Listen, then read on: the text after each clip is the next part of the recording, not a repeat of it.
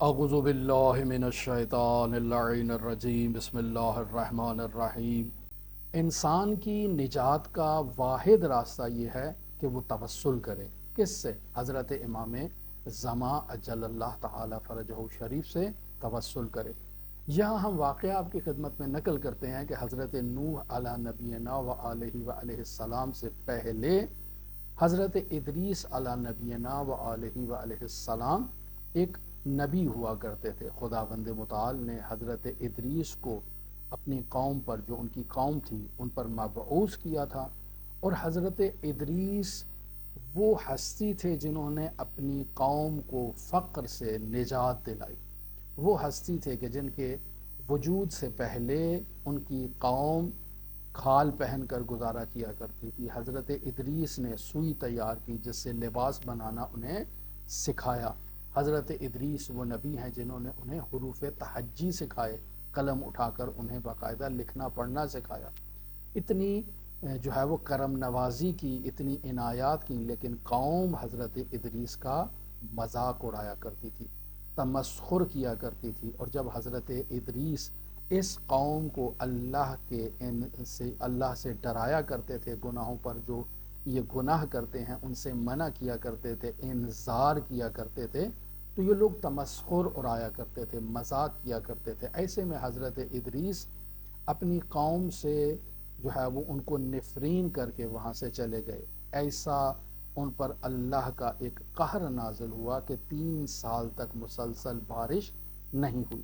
قوم پریشانی میں مبتلا ہے، اضطراب میں مبتلا ہے، اور حضرت ادریس وہاں سے تشریف لے گئے ہیں، کہیں پہاڑوں میں جا کر مخفی ہو گئے ہیں۔ وہی غیبت جس میں ہم اس وقت مبتلا ہیں کہ امام زمان اجل اللہ تعالی فرجہ شریف کے وجود بابرکت سے ہم متصل نہیں ہیں، ہمارا رابطہ برقرار نہیں ہے، ہم ان کو اپنی آنکھوں سے نہیں دیکھ پا رہے ہیں، ان سے گفتگو نہیں کر پا رہے ہیں۔ حضرت ادریس کی قوم بھی اسی طرح سے حضرت ادریس کی اس غیبت کی وجہ سے، حضرت ادریس کی دیدار سے محروم ہو گئی۔ نتیجہ کیا نکلا؟ لوگوں کے لیے سالوں بھر بھوک، پیاس، بدبختی، فلاکت اور اس قسم کی مشکلات جو ہیں وہ پیش آئیں، تاکہ اللہ نے اس قوم کو اس مشکل میں مبتلا کیا تاکہ انہیں معلوم ہو جائے کہ حجت الہی کے بغیر زندگی گزارنا کس قدر دشوار ہے۔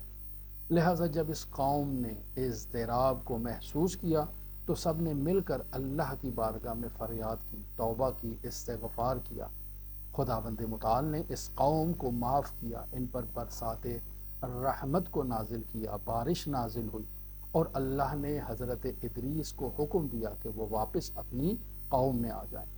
عزیزان محترم، اس واقعے سے ہمیں یہ سبق ملتا ہے کہ جب تک انسان دل کی گہرائیوں سے اضطرار کے بعد اللہ کو نہیں پکارتا، اللہ اپنی حجت کو نہیں بھیجتا۔ ہم لوگ امام زمان کے ظہور کے لیے ہر روز دعا کرتے ہیں، لیکن حضرت ظہور نہیں فرما رہے۔ اس کی کیا وجہ ہے؟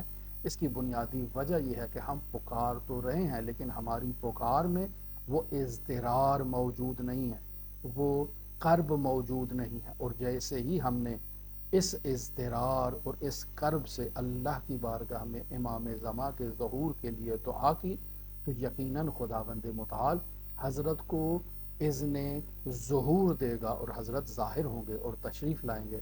آج آپ اس دنیا میں دیکھ لیں کہ عدالت نہیں ہے، دنیا عدالت کی پیاسی ہے، اس دنیا میں ظلم ہو رہا ہے، دنیا انصاف کی پیاسی ہے۔